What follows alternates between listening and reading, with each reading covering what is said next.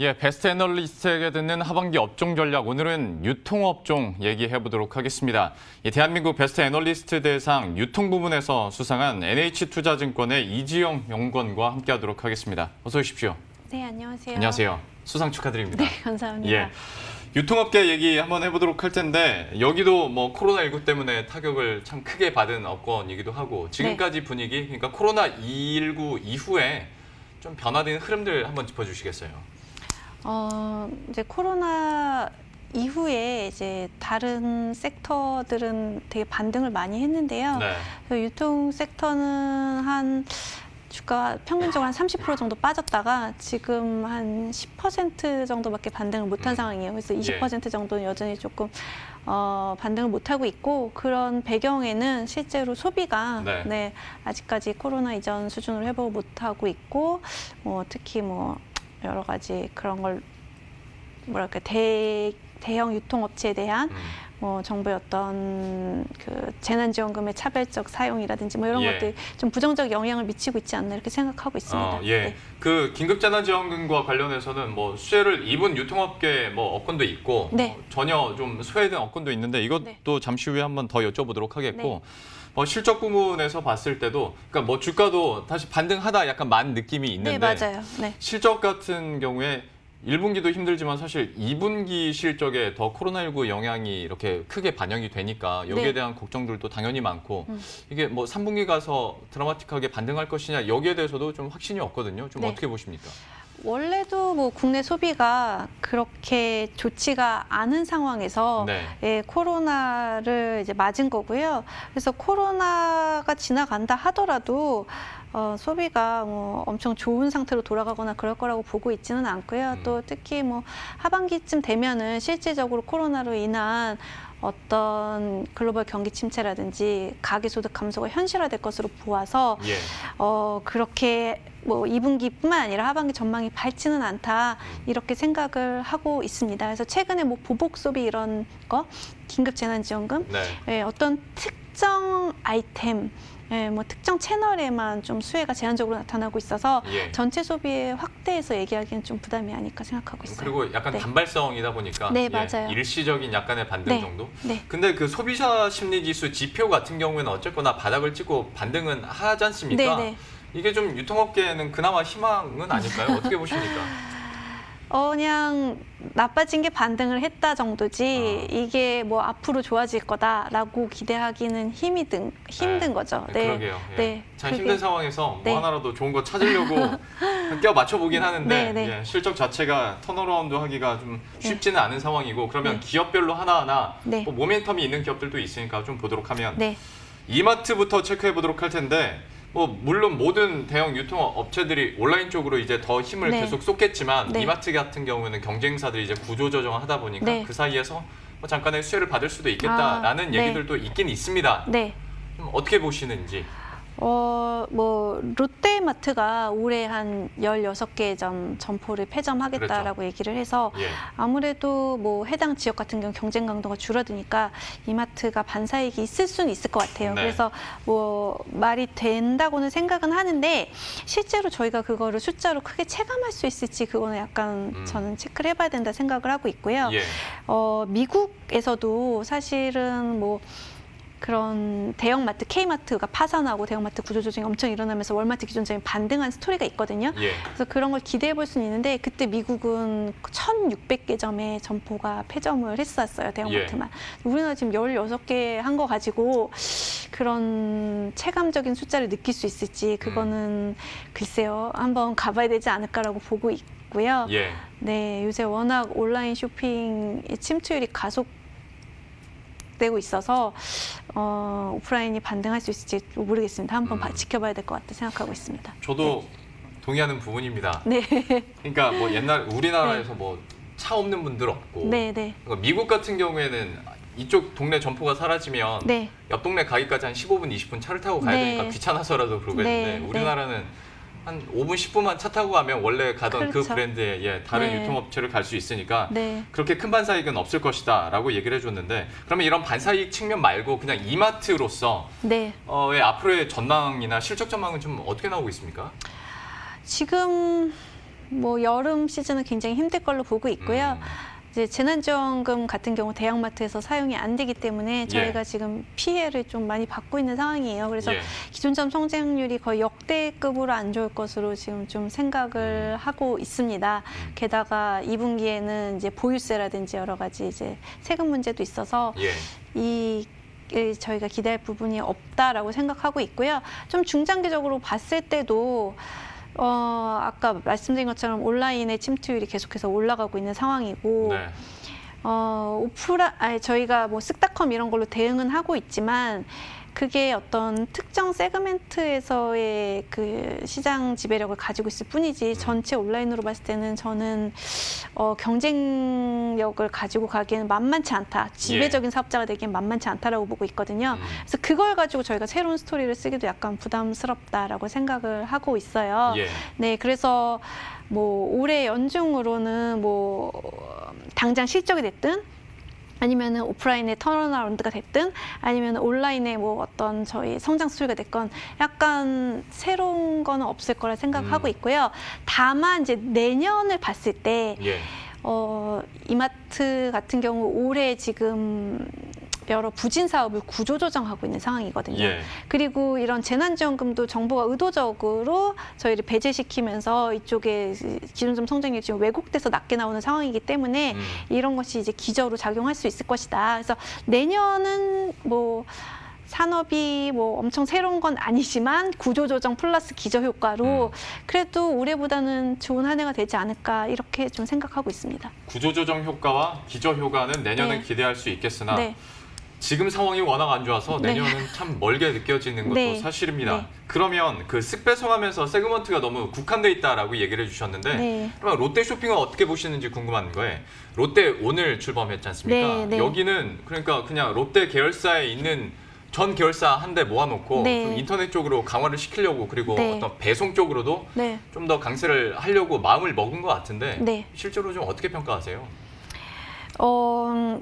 지금 현재 스코어는 별로 안 좋아요. 그렇죠. 네, 그래서 우리나라 그 온라인 시장이 상반기에 한 17에서 20% 정도 성장을 한 것 같은데 같은 기간 동안에 롯데오는 성장이 뭐 거의 없었던 것 같아요. 크지 않았던 것 같거든요.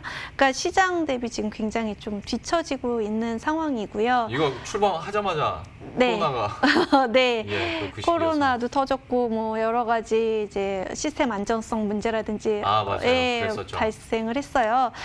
그래서 지금 스코어는 별로 안 좋고 이게 앞으로를 봤을 때도 롯데온이 차별화된 MD를 가지고 있거나 뭐 배송 서비스를 가지고 있거나 아니면 기타 서비스를 가지고 있냐 이렇게 봤을 때 지금 그런 어떤 특별한 차별점은 잘 보이지 않고 있거든요. 그래서 이게 또 시장 성장률을 상회하는 뭐 주도적인 사업 온라인에서의 어떤 주도적인 사업자 될 수 있을까? 이것도 역시 저는 조금 보수적으로 보고 있고요. 그래서 롯데온의 어떤 미래 사업 가치를 현재 주가에 크게 반영하기는 어려운 상황이다 이렇게 보고 있습니다. 그러니까 마트로 대변되는 대형 유통업체에 대해서는 그렇게 좋은 시각은 안 갖고 계신 것 같습니다. 그러면 편의점주 있지 않습니까? 이쪽은 어떻게 보시는지 여기는 긴급재난지원금 편의점에서 쓸 수 있었잖아요. 어쨌거나 매출 자체는 좀 늘어날 수 있지 않을까라는 생각도 드는데 좀 어떻게 평가하세요? 편의점을 저는 그래서 좀 더 상대적으로 좋게 보는 입장이고요. 이제 우리나라 대형마트 산업이 지난 10년 동안 매출이 동일했어요. 30조 초반대로. 근데 편의점은 이제 7조에서 28조로 4배 가까이. 보시라고 했는데 편하게 그냥 저보고 하셔도 되고요. 편하게 하셔도 됩니다. 4배 가까이 같은 기간 동안에 성장을 했습니다. 그래서 아마 내년 내후년이면은 이제 대형마트와 편의점의 그 매출이 바뀔 것 같아요. 그래서 우리나라 기업형 유통 1위가 편의점이 되지 않을까라고 생각을 하고 있고요. 그래서 성장하는 산업이다. 그래서 기본적으로 저희가 좀 더 포지티브한 뷰를 가져갈 수 있는 데다가 아까 말씀하신 대로 단기적으로 재난지원금 수혜 뭐 이런 것들도 있고 그리고 지금 가맹 수요가 엄청 좋은 것 같아요.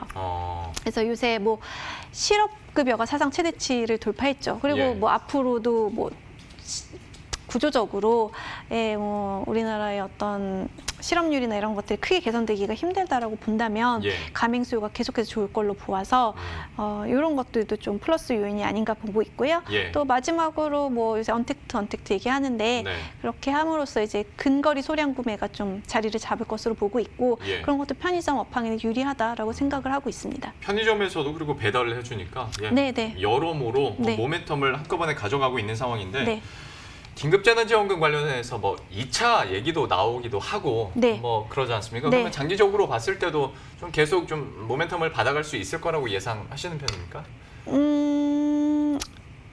네, 뭐 이번을 계기로 이제 뭐 먼 마트나 이런 데 가시기보다는 동네에서 긴급재난지원금을 거의 많이 쓰셨잖아요. 그래서 근거리 상권이 많이 활성화되는 계기가 될 것으로 생각하고 있습니다. 그러면 마트는 아직은 좀 힘들 것 같고 편의점은 그래도 지금 어떤 정책적인 모멘텀들도 가져가고 언택트 문화에서도 역시 수혜를 입을 것이다 얘기를 해줬는데 백화점 얘기해 보도록 하겠습니다. 앞에서 뭐 백화점에서 세일 엄청 하고 있고 뭐 명품들도 재고 땡처리 하고 있다 뭐 이런 소식들은 전해드렸는데 백화점에 대한 실적 회복은 좀 어떻게 평가하고 계세요? 백화점은 좀 실적 회복이 빠르게 나타나고 있는 상황이에요. 그래서 뭐 한때는 기존점 성장률이 뭐 4월 이럴 때 마이너스 8%까지 빠졌다가 지금 6월은 플러스가 나올까 말까 한 상황이거든요. 그래서 굉장히 빠르게 회복이 되고 있고 그 회복이 되는 가장 큰 이유는 명품과 가전의 고성장 때문이다라고 보고 있어요. 그래서 요새 뭐 좋은 MD를 카테고리를 저희 가지고 있기 때문에 이거의 수혜를 좀 보고 있다. 그래서 백화점 같은 경우에는 바닥은 찍었다라고 저는 보고 있습니다. 샤넬 런까지 있었으니까. 네네. 그러면 백화점에서도 그러면 아무래도 명품 비중이 높은 쪽이 주가 측면에서도 더 유리할 수밖에 없겠네요. 그렇긴 한데 이게 약간 좀 애매한 부분이 있어요. 이제 명품 비중이 제일 높은 백화점은 신세계인데 신세계 같은 경우에는 지금 면세 사업을 너무 크게 하고 있어서 사실 주가가 백화점에 연동이 된다기보다는 면세 센티멘트에 많이 연동이 되는 것 같거든요. 그리고 뭐 이제 면세점을 안 하는 사업자는 롯데밖에 없는데 롯데는 명품 비중이 제일 낮아요. 그리고 제일 약간 명품 백화점과는 이미지가 멀어서 거기서는 또 이 테마에선 벗어나 있고 그래서 저는 뭐 개인적으로 현대백화점 정도가 중간에서 무난하지 않나 이렇게 생각을 하고 있습니다. 그러니까 실제로 어떤 실적이나 주가 측면에서도 좋다고 보시는 거죠? 저는 오히려 약간 어중간하다고 보는 입장이었었는데. 근데 뭐 그 명품 컨셉으로 신세계를 사기에는 면세점의 익스포저가 너무 큰 게 사실이죠. 그러면 결국 다시 한번 항공 수요 늘어나고 여행객들이 늘어나면서 면세점 업계가 살아나길 바라야 소위 우리가 말하는 백화점주들도 다시 한번 실적 회복과 날개를 달 수 있다. 백화점 플러스 면세점 같이 두 개 보셔야 될 것 같아요. 여기도 쉽지 않겠네요. 계속 보도록 하겠고 유통업종 전반에 대해서 얘기를 해야 되니까 섬유의복 업종도 잠깐 건드리고 그다음에 홈쇼핑 얘기 잠깐 해보도록 하겠습니다. 그러니까 결국에는 어떤 섬유의복 산업 자체도 예전에 직접 가서 이렇게 옷 입고 뭐 한 거에서 떠나서 이제 온라인으로 다 사고 요즘에는 뭐 AR로 내가 입은 것처럼 보여주기도 한다는데 그러면 어떤 유통업계 구조적인 변화도 가능할 것 같거든요. 어떻게 그림 그리고 계세요? 이번 이제 코로나를 계기로 그 온라인 매출 비중이 엄청 많이 늘어났어요. 패션 업체들 같은 경우. 근데 그 중에서도 브랜드력이 높은 대형 브랜드들의 경우에는 온라인몰 중에서도 자사몰의 매출 비중이 많이 늘어났거든요. 이게 상당히 의미 있는 변화라고 보고 있습니다. 그래서 자사몰 같은 경우에는 저희가 유통수수료를 낼 필요가 없거든요. 근데 유통수수료가 거의 매출의 한 30에서 50%를 차지하는 엄청나게 높은 비용이라서 이게 세이브가 되는 효과가 있는 거예요. 그래서 이제 저희 그 수익 구조가 엄청 개선이 되는 지금 계기가 되고 있고요. 이런 것들이 자체적으로 트래픽을 끌어모을 수 있는 대형 브랜드에만 해당이 되기 때문에 이번 코로나를 계기로 이제 패션 브랜드나 모든 브랜드 회사들이 이제 대형 이제 잘 나가는 브랜드와 안 나가는 브랜드의 격차가 많이 벌어질 것으로 이렇게 생각을 하고 있습니다. 이거는 그냥 개인적으로 궁금한 건데 요즘에 뉴스에서 그러니까 대형 플랫폼을 가지고 있는 사람들은 사업체들은 거기서 팔겠지만 네. 그러니까 그런 플랫폼을 안 갖고 있는 업체들도 인플루언서 이렇게 섭외해가지고 뭐 유튜브나 아니면 새로운 자기들만의 채널로 네. 뭐 대박이 났다더라 뉴스들을 많이 봤거든요. 네. 이게 그러면 실제로 어떤 실적 측면에서 네. 드라마틱하진 않다라고 평가하십니까? 아니에요. 굉장히 좀 많은 변화를 가져올 수 있는 수준이라고 생각을 하고 있습니다. 예. 근데 이제 저희가 그 대박이 지속 가능하냐 예, 그런 거를 물론 추가적으로 다 봐야 되는 거긴 한데 일단은 그런 저희가 유통 플랫폼에 의존하지 않고 자체적인 트래픽을 통해서 자체 온라인 판매를 한다는 거는 굉장히 의미 있는 변화로 보실만 하다고 생각하고 있어요. 대박의 지속 가능성 그걸 잊고 있었네요. 예. 그런 게 워낙 빨리 바뀌니까요. 예. 네. 코로나19 때문에 한번 광풍이 일긴 했는데 네. 이게 얼마나 아예 트렌드로 쇼핑 문화로 자리 잡고 지속될지 한번 보도록 하겠고 이 코로나19 지나가면서 또 수혜를 많이 받고 대박 얘기를 많이 했던 곳 중에 하나가 홈쇼핑이었거든요. 네. 홈쇼핑에 대해서는 앞으로 어떻게 보시는지 궁금하네요. 홈쇼핑이 사실 이제 메르스 때는 되게 좀 수혜주로 얘기가 많이 됐었는데요. 이번 코로나 때는 이제 많이 거론이 안 됐어요. 주가적인 측면에서도 좀 소외가 됐었고 이제 그런 이유가 요새 뭐 쿠팡이라든지 네이버 쇼핑이라든지 온라인에서 워낙 강력한 사업자가 많이 나와서 저희가 온라인 내에서의 어떤 저희의 위치가 많이 이제 위상이 낮아졌기 때문이 아닌가라고 생각을 하고 있습니다.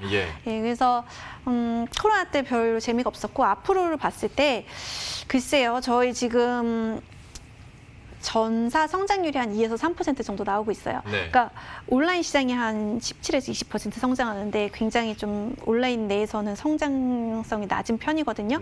거기다가 송출 수수료가 매년 적어도 한 5% 전으로 오르고 있기 때문에 사실상 산업의 성장이 좀 많이 정체가 돼 있는 상황이고요.